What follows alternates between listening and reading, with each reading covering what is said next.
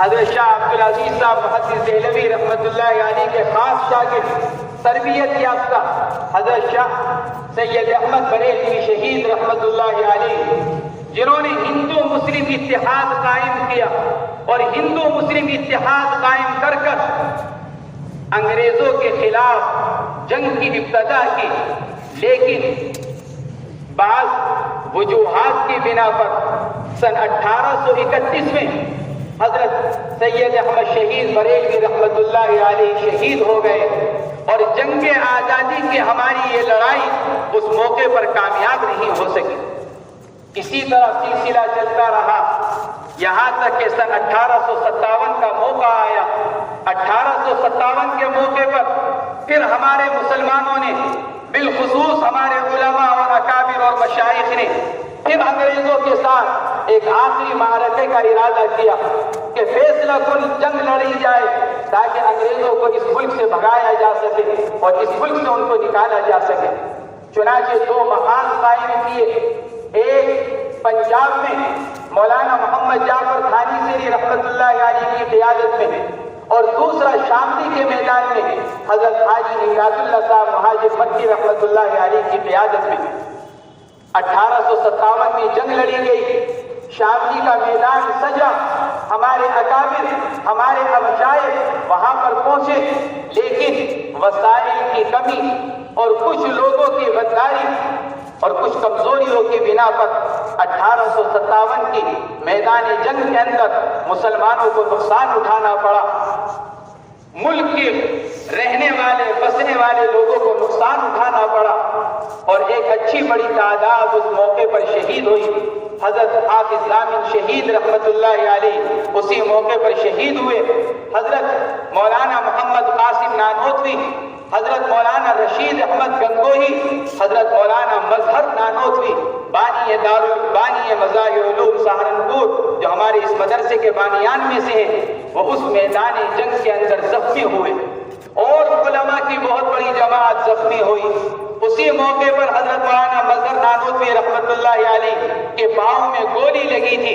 جس کا اثر یہ رہا تھا کہ ساری زندگی پاؤں میں ٹانگ میں تکلیف رہی اور ساری زندگی لنگڑا کر حضرت مولانا مظہر صاحب نانوتوی رحمۃ اللہ علیہ چلا کرتے تھے۔ 1857 کے اس موقع پر ناکامی کے بعد انگریزوں نے اس لڑائی کو غدر یعنی غداری قرار دیا اور ایک ظلم و ستم کا بازار گرم کیا، جس کا نشانہ خاص طور سے مسلمان بنے اور لاکھوں کی تعداد میں مسلمانوں کو شہید کیا گیا، جس میں ہمارے حضرات علماء کرام کی تعداد مؤرخین کے لکھنے کے مطابق تقریباً 50,000 تھی۔ 50,000 کے قریب حضرات علماء کرام کو اس کے بعد شہید کیا گیا، ان کو پھانسی پر لٹکایا گیا، ان کو سولی دی گئی اور کوئی درخت ایسا نہیں ہوا کرتا تھا اس زمانے میں دہلی کے علاقے میں جس پر کسی عالم کی لاش نہ لٹکی ہوئی ہو۔ بعض علاقوں کے بارے میں لکھا ہے وہاں کے رہنے والے جب تقریباً 2 مہینے 3 مہینے کے بعد جب اپنے علاقے میں واپس آئے تو اس وقت بھی اس علاقے کے اور گاؤں کے ہر درخت کے اوپر ایک لاش لٹکی ہوئی تھی۔ 2 مہینے 3 مہینے گزر جانے کے بعد میرے دوستوں، بزرگوں اور بھائیوں، مسلمانوں نے یہ قربانیاں دی، حضرات علماء کرام نے یہ قربانیاں دی 1857 میں اور 1857 کے بعد، اور اس موقع پر پھر انگریزوں نے یہ کوشش کی کہ اب مسلمانوں کے اندر سے جذبہ جہاد نکالنے کے لیے اور لڑائی کا جذبہ ختم کرنے کے لیے اور ان کے عوام کو علماء سے دور کرنے کے لیے کوششیں کی جائیں۔ چنانچہ اس زمانے کے جو وزیر لارڈ میکالے تھے، انہوں نے کہا تھا کہ ہم اب آئندہ ہندوستان کی ایک ایسی قوم تیار کریں گے، چاہے ہندو ہو یا مسلمان، ہم ایک ایسی قوم تیار کریں گے جو اپنے رنگ کے اعتبار سے، اپنی صورت کے اعتبار سے، شکل کے اعتبار سے ہندوستانی ہوگی، لیکن اپنے مزاج، اپنی رائے اور اپنی عقل اور اپنے الفاظ کے اعتبار سے وہ انگریز ہوگی۔ اس موقع پر ہمارے اکابر رحمہم اللہ نے انگریزوں کی اس کوششوں کا جواب دینے کے لیے मई सन 1866 में दारुल उलूम देवबंद कायम किया और उसके 6 महीनों के बाद नवंबर 1866 में यह मदरसा मज़ाहिरुल उलूम कायम किया गया। और इन दोनों इदारों के क़याम का मकसद ये था, जो अंग्रेज़ों ने कोशिश शुरू की थी कि मुसलमानों की आइंदा आने वाली नस्लों को दीन से दूर किया जाए, अवाम का उलमा से राब्ता ख़त्म किया जाए, ताकि उनके अंदर जो मुल्क की आज़ादी का जो जज्बा पनप रहा है उस जज्बे को किसी तरह ख़त्म किया जाए। लेकिन हमारे अकाबिर रहमहुमुल्लाह ने इन दोनों इदारों को कायम कर अपनी आज़ादी के जज्बे को हल्का पड़ने के बजाय उसको और कुव्वत पहुंचाई और मुसलमानों के आने वाली नस्लों के ईमान की हिफाजत और उसकी बका का इंतजाम किया। चुनाचे 1866 के बाद से जब यह मदरसा मज़ाहिरुल उलूम और दारुल उलूम देवबंद कायम हुआ, उस वक्त से हमारे अकाबिर रहमहुमुल्लाह अंग्रेजों के खिलाफ लड़ते रहे, अंग्रेजों के खिलाफ खड़े रहे और उलमा की एक बहुत बड़ी जमात जिसमें हजारा नाम हैं, जिनमें बिलखुसूस हजरत मौलाना मोहम्मद कासिम नानोतवी, हजरत शेखुल हिंद हजरत मौलाना महमूद हसन देवबंदी, हजरत मौलाना खलील अहमद सहारनपुरी, हजरत मौलाना रशीद अहमद गंगोही, हजरत मौलाना मजहर नानोतवी और हजरत मौलाना सआदत अली फकीह, जो बानियान मज़ाहिरुल उलूम सहारनपुर में से हैं। हजरत मौलाना सआदत अली फकीह रहमतुल्लाह अलैह के बारे में लिखा है मौर्रिखीन ने, हमारे वालिद मुहतरम हजरत मौलाना सैयद मोहम्मद शाही साहब रहमतुल्लाह अलैह ने, कि जंग आज़ादी के अंदर हजरत मौलाना सआदत अली फकीह रहमतुल्लाह अलैह का बड़ा किरदार, गहरा किरदार, लेकिन खामोश किरदार था। वो नुमाया नहीं थे, खामोश और पीछे रहकर तन्हाई में अलग मुकम्मल तौर पर जंग आज़ादी की मुहिम पर लगे हुए थे और अंग्रेजों के खिलाफ जो मुजाहिदीन खड़े हुए थे और लड़ रहे थे, हजरत मौलाना सआदत अली फकीह रहमतुल्लाह अलैह उन मुजाहिदीन के लिए मालियात का इंतजाम किया करते थे। पैसों का इंतजाम, मालियात का इंतजाम, उनकी ज़रूरतों का इंतजाम हजरत मौलाना सआदत अली फकीह रहमतुल्लाह अलैह किया करते थे। चुनाचे ये बात आम हो गई, खुल गई और अंग्रेजों की तरफ से बाकायदा हजरत के खिलाफ वारंट जारी हुए, हुकूमत की तरफ से अफसरान आए और हजरत के मकान की पूरी तौर पर तलाशी ली गई, एक एक कागज अपने कब्जे में लिया गया और ये बात जाहिर हुई कि हजरत मौलाना सआदत अली फकीह रहमतुल्लाह अलैह अंग्रेजों के खिलाफ लड़ रहे हैं और अंग्रेजों के खिलाफ लड़ने वाले मुजाहिदीन की हर तरह से इआनत, बिलखुसूस माली इआनत के अंदर मशगूल हैं।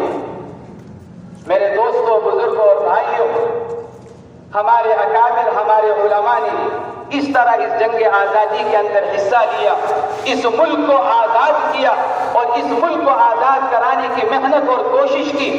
अल्लाह रब्बुल इज़्ज़त ने हमारे अकाबिर, हमारे मशाइख, हमारे उलमा, जिनके बाज़ के नाम लिए, वरना एक बहुत बड़ी जमात है जिन्होंने इसके अंदर कुर्बानियाँ दी, अपने मुल्क को आज़ाद कराया,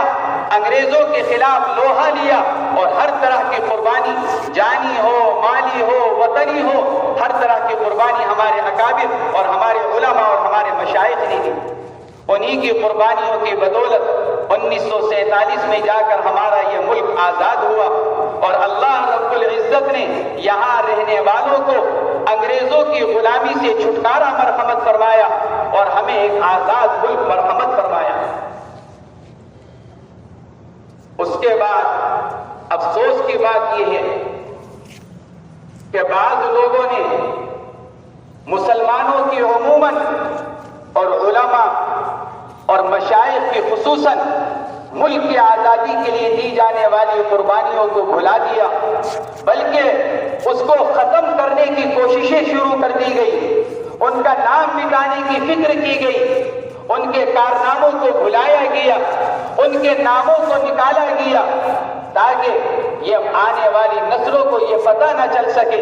कि इस मुल्क की आज़ादी में अगर सबसे ज़्यादा किसी का रोल है तो वह हज़रात उलमाए किराम का है और मुसलमानों का है। यही वजह है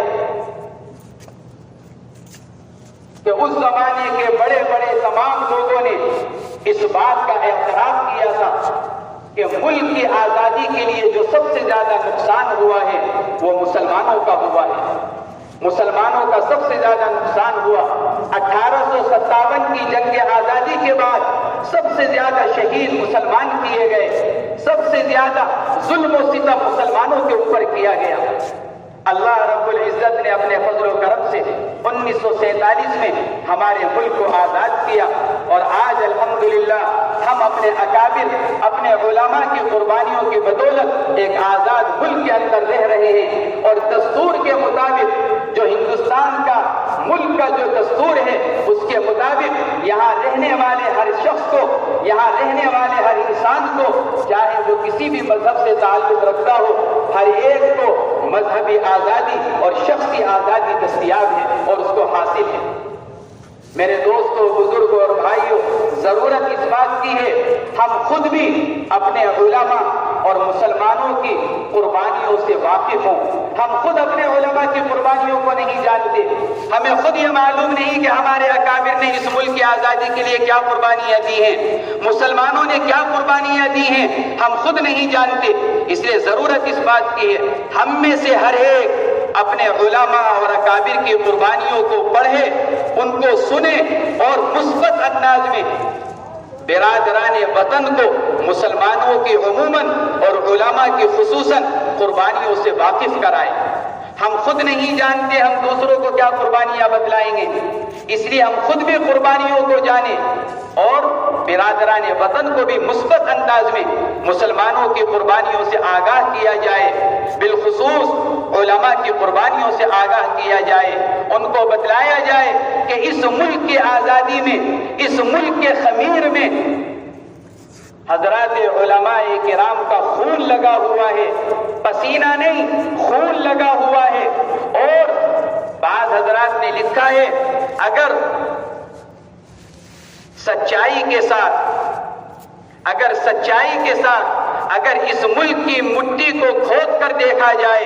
تو اس ملک کی مٹی کے نیچے سے مسلمانوں کا اتنا خون نکلے گا کہ مسلمانوں کو غدار کہنے والے، مسلمانوں کو دہشت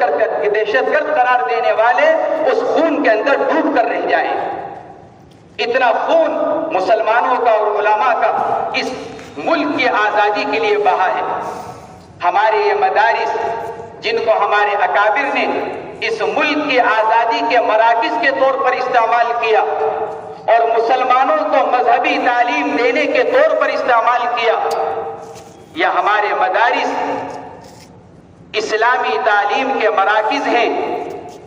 قائم کیے گئے ملک کی آزادی کی غرض سے،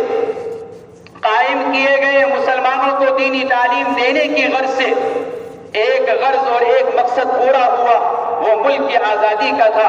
دوسرا مقصد یہ کہ ان مدارس کے ذریعے سے